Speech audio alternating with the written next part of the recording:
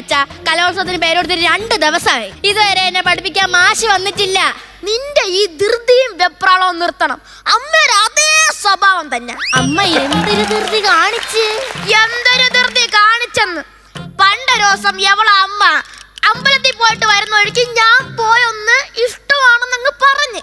എവളെ അമ്മയ്ക്ക് ഒരേ ധൃതി, കല്യാണം കഴിച്ചേ പറ്റൂ. പറഞ്ഞു തീർന്നില്ല, അതിന്റെ പിറ്റാൻ തന്നെ നമ്മളെ കല്യാണം കഴിഞ്ഞു. എടി, ഈ മനുഷ്യർക്ക് ധൃതിയും വെപ്രാളം കൂടിയാ നമുക്ക് കിട്ടാനുള്ള നല്ലതൊന്നും നമ്മൾക്ക് കിട്ടില്ല. മനസ്സിലായോ? മനസ്സിലായി. എന്തിനു മനസ്സിലായെന്ന്? അമ്മ ധൃതി വെച്ചോണ്ടാണ് അച്ഛന് നല്ലത് കിട്ടാത്തതെന്ന്. എന്തിനാണ് ഇങ്ങനെയൊക്കെ പറയുന്നത്? എടി, ഞങ്ങള് 3 മക്കളായിരുന്നു. ഞങ്ങളൊന്നും കലോത്സവത്തിന് കൊണ്ടുപോകാൻ ആരുമില്ല. അതിനെന്റെ അച്ഛൻ ആരും കുറ്റം പറഞ്ഞിട്ടുമില്ല. അതിന് മൂത്തച്ഛനെ എന്തിനു കുറ്റം പറയണം? സ്കൂളിൽ പോണവർക്ക് പറഞ്ഞിട്ടുള്ളതാണ് ഈ കലോത്സവം. അല്ലാത്തവർക്ക് കലോത്സവത്തിന് പോകേണ്ട ആവശ്യമില്ല. പൊന്നച്ഛ, എങ്ങനെയെങ്കിലും മാഷിനെ ഒന്ന് വിളിച്ചു വരുത്തു. എന്റെ അമ്മ ഉണ്ടായിരുന്നെങ്കിൽ എപ്പോഴും ഇതൊക്കെ നടക്കുമായിരുന്നു. ഓർമ്മിപ്പിക്കല്ല പൊന്നേ, രണ്ടിനെയും കൂടെ സഹിക്കാൻ എനിക്ക് വയ്യ. ഓഹോ, ആ പാവം ഗൾഫിൽ കടന്ന് കഷ്ടപ്പെട്ട് അയച്ചേർന്ന പൈസക്ക് ഇവിടെ പുട്ടടിച്ച് കിടന്നിട്ട് ഇതായിരുന്നല്ലേ നിങ്ങളുടെ മനസ്സിലിരിപ്പ്? ഇതൊക്കെ കേക്കേണ്ടി വന്നല്ലോ ഈ അച്ഛന്. നിന്റെ അമ്മ നിന്നെ കളഞ്ഞിട്ട് ജോലിക്ക് പോയപ്പോ നിന്നെ നോക്കാനിരുന്നതാണോടി തെറ്റ്? അച്ഛൻ ജോലിക്കും കൂലിക്കും പോകാതെ പെരക്കകത്ത് കുത്തിയിരുന്നപ്പോ പട്ടിണിയാണെന്ന് വിചാരിച്ചോണ്ടല്ലേ അമ്മ ജോലിക്ക് പോയത്. ഇപ്പൊ പോയതും കുറ്റം. കേട്ടില്ലേ ദൈവമേ ഈ കൊച്ചു പറഞ്ഞത്? ഈ അച്ഛന്റെ രോദനം. ഇതാണ് അച്ഛാ മോണാക്ട്. ഒരുത്തൻ ഇവിടെ ഉരുകി ഉരുകി തീരുമ്പോ എന്റെ പൊന്നച്ഛ, എങ്ങനെയെങ്കിലും മാഷിനെ വിളിക്കാൻ നോക്ക്. മാഷ് വരൂടി, മാഷ് വരൂന്നല്ലേ പറഞ്ഞത്.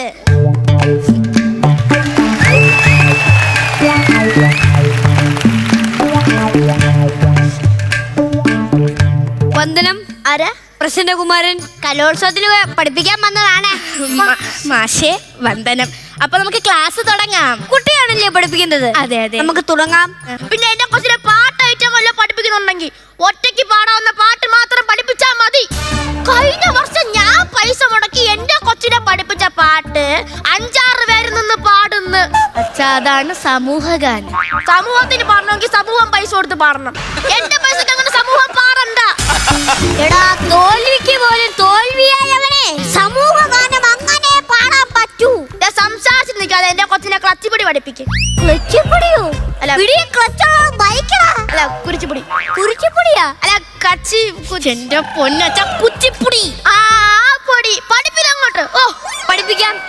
എനിക്ക് ദാഹിക്കുന്നു, ഇച്ചിരി വെള്ളം കൊണ്ട് തരാവോ? ഞാൻ തന്നെ പോണം.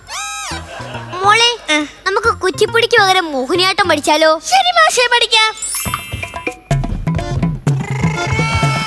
ഓക്കെ. തന്നെ കാണിക്കുവോ? അല്ല, മാഷ് കളിച്ച്. എന്റെ പൊന്നു കൊച്ചേന സ്റ്റെപ്പ് ഒന്നും ഒട്ടല്ല. ഇവിടെ നിറച്ചുറുമ്പ ഉറുമ്പന്റെ കാലേ കയറിപ്പോ ഞാൻ അത് തട്ടിക്കൊടഞ്ഞ് കളഞ്ഞതാ.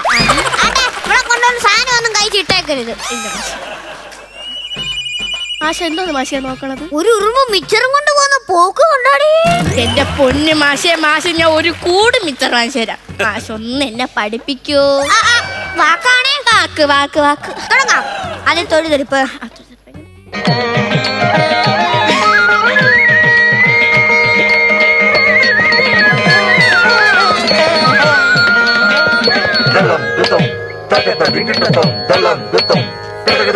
തകണം തരികിട ജംത തത്തകണ കുജഗണ പുരംത തകണം തരികിട ജംത തത്തകണ കുജഗണ പുരംത കിണം ജനം തക ജനം കിണം തക കിണം ജനം തക ജനം കിണം തക കിണം തജനം തകിണം തജനം കിണം തജനം കിണം ജനം തക ജനം കിണം തക കിണം ജനം തക ജനം കിണം തക തിക്കിടകിടകും തക തിക്കിടകിടകും. സാറേ, തളർന്നു വെള്ളം. Thank you. വെള്ളോടാ ഉണ്ടായിരുന്നല്ലേ, എവിടെ പോയി? പിന്നെ മാഷേ, ചെറുതായിട്ടൊരു സംശയം. അല്ല, പെട്ടെന്ന് ചോദിക്കാ കുട്ടി. എനിക്ക് പോണ്ടതാണ് പഠിപ്പിച്ചിട്ട്.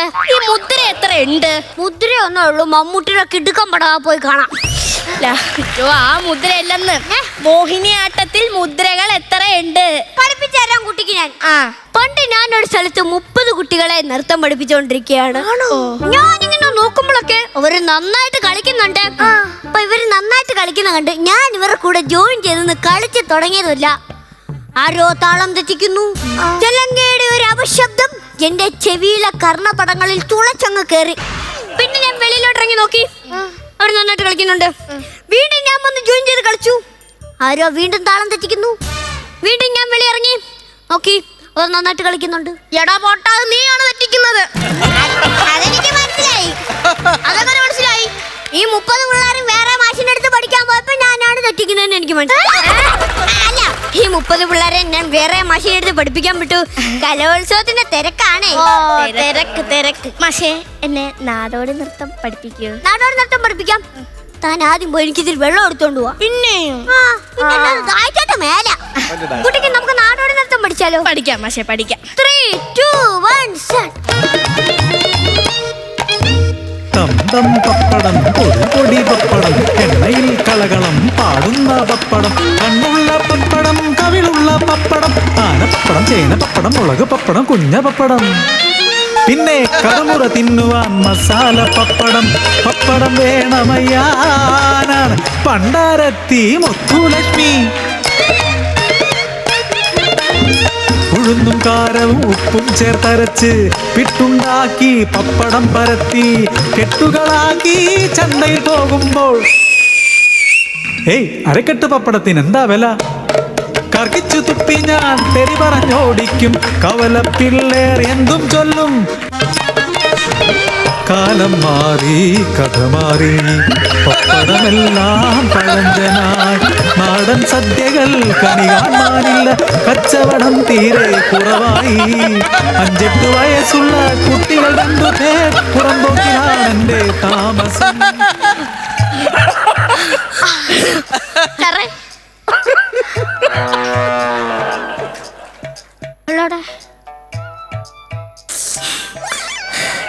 വെള്ളമില്ലായിരുന്നല്ലേ?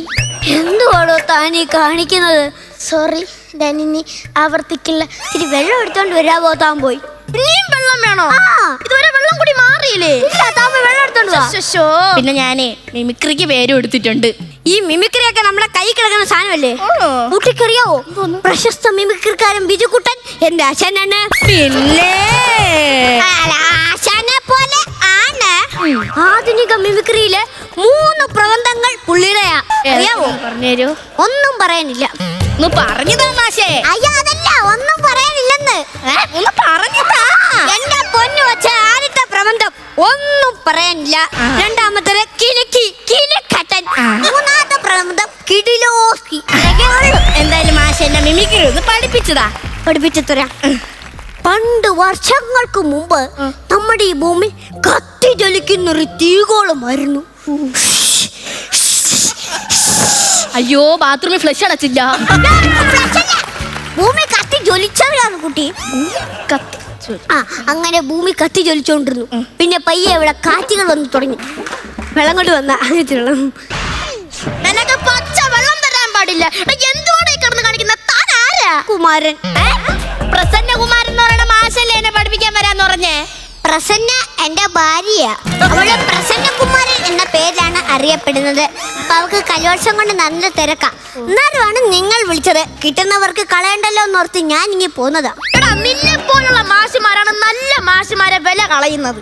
എടാ, നമ്മൾ രക്ഷിതാക്കൾ വേണം ഇതൊക്കെ ശ്രദ്ധിക്കാൻ. ഇങ്ങനെയുള്ള മാഷിനെ വെച്ച് പഠിപ്പിച്ച ഇനിയും കലോത്സവ വേദിയിൽ അടി ഉണ്ടാകും. ഞാനൊരു കാര്യം പറയട്ടെ? പറഞ്ഞോ. എനിക്ക് കലയിലല്ല കഴിവ്, എനിക്ക് സ്പോർട്സിലാണ് കഴിവ്. സ്പോർട്സിൽ എന്താണ് കഴിവ്? ഓട്ടത്തിന്. സത്യമായിട്ടോ? എന്നാ ദേ നോക്കിക്കോ, ഓടിക്കോളാ.